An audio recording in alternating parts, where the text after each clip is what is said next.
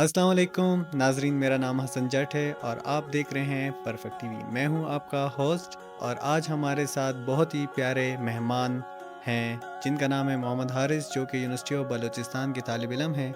हाल ही में इन्होंने एक डॉक्यूमेंट्री बनाई है जिसमें इनको पहली पोजीशन मिली है। तो आइए जानते हैं हारिस से कि उनके हवाल कैसे हैं और उन्होंने कैसे इस डॉक्यूमेंट्री को बनाया है। अस्सलाम वालेकुम हारिस, क्या हाल है आपका? वालेकुम अस्सलाम, बिल्कुल ठीक। आप सुनाइए कैसे हैं आप? अल्हम्दुलिल्लाह मैं ठीक ठाक हूँ। हारिस, तो आपको पहली पोजीशन मिली है एक डॉक्यूमेंट्री बनाने की, तो आप बताएँगे कि आपको ये अपॉर्चुनिटी कैसे मिली गई? ये प्रोग्राम जो है वो इंडस कंसोर्टियम ने ऑर्गेनाइज़ कराया था और इसका ये मेन मोटिव था कि मतलब जस्टिस क्लाइमेट चेंज के ऊपर जो है वो हमने लोगों का फ़ोकस जो है वो तरफ टिल्ट करना था, फ़ोकस हमने उनकी तरफ करना था। सो बेसिकली इस जर्नी की शुरुआत ऐसे हुई कि इन्होंने इन इस ऑर्गेनाइज़ेशन ने जो है वो हमारे डिपार्टमेंट में हमारे एचओडी साहब सर फ़हीम को अप्रोच किया, उनसे डिस्कस किया कि हम जो है वो ये डॉक्यूमेंट्री बनाना चाह रहे हैं। सो उन्होंने एक्सेप्ट किया, उन्होंने आगे ग्रुप में शेयर किया और उसके बाद मैंने जो है वो रिस्पॉन्स किया सर को कि मैं जो है वो विलिंग हूँ इस चीज़ में और आगे मेरा जो है मेन फ़ोकस भी डॉक्यूमेंट्री और शॉर्ट फ़िल्म के हवाले से है। अच्छा, तो हारिस, जो आप ये फ़िल्म बना रहे थे, तो आपके ज़हन में क्या था कि किस तरह आप बनाएँगे? क्या आपने मोटिव लिया था? देखिए सबसे पहले तो मैं हकीकत बताऊँ तो जब हम ये स्टार्ट ले रहे थे, सो मुझे बिल्कुल आइडिया नहीं था कि हम इसे कैसे करेंगे, किस तरह हमारा आउटपुट जो है वो हमें मिलेगा। पहले तो मुश्किलात आई कि हमने जो है वो सबसे पहले इसकी स्क्रिप्टिंग के ऊपर काम की। जब हमें ओरिएंटेशन हमारी मतलब जैसे मैंने आपको बताया कि जब मैंने अप्लाई किया तो इसके बाद एक मुकम्मल ओरिएंटेशन हुई जिसमें 6 यूनिवर्सिटीज़ ने पार्टिसिपेट किया था। तो बलूचिस्तान यूनिवर्सिटी से जो बलूचिस्तान से मतलब मैंने पार्टिसिपेट किया था यूनिवर्सिटी ऑफ बलूचिस्तान से। सो ऐसा हुआ कि जब हमारी ओरिएंटेशन हुई, डिफरेंट यूनिवर्सिटी हमारे साथ थी तो ज़ूम मतलब वर्चुअली जो है वो हम कनेक्ट थे एक दूसरे से।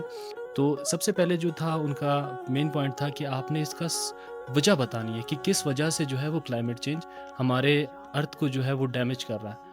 तो दूसरा ये है कि आपने इसकी सॉल्यूशन बतानी है, मतलब क्या इसके अल्टरनेटिव क्या होगा। और तीसरा ये कि बैंक का क्या किरदार है green financing green financing fund जो है वो बैंकिंग चैनल के थ्रू जो है वो आवाम तक पहुंचती है, तो उसका भी आपने इस चीज़ के अंदर मेंशन करना है। जब स्क्रिप्ट हमारी पूरी तैयार होगी पूरे 1 महीने में, तो उसके बाद हमने जो है वो वीडियोज़ की तरफ हमने शिफ्ट किया कि हम जो है वो इसको कैमरे की आँख में कैद करेंगे। फिर आपने कौन-कौन सी फ़ील्ड विज़िट की और आपको बलूचिस्तान में क्लाइमेट चेंज के ऊपर क्या चीज़ें नज़र आई कि यहाँ पे क्लाइमेट चेंज का सबसे बड़ा इश्यू क्या है?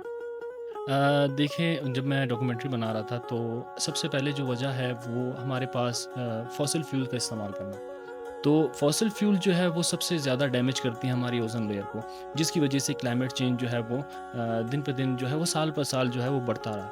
आपको याद है 2022 में जो सैलाब आया हुआ था, फ्लड आया हुआ था, तो बहुत ही डिस्टर्बिंग मनाज़र थे जो मतलब जो विज़ुअल था हमारे सामने, तो बहुत ही ख़तरनाक था कि किस तरह लोग अपने घरों से बाहर थे, उनके जानवर, उनकी सारी चीज़ें, जो मतलब वो सारे दर-बदर हो गए थे, ये कह सकते हैं। तो इस वजह से मतलब ये जो इफ़ेक्ट हर साल जो होता जा रहा है, ये हमारे दुनिया को और भी कमज़ोर करता जा रहा है। दुनिया है तो इंसान है।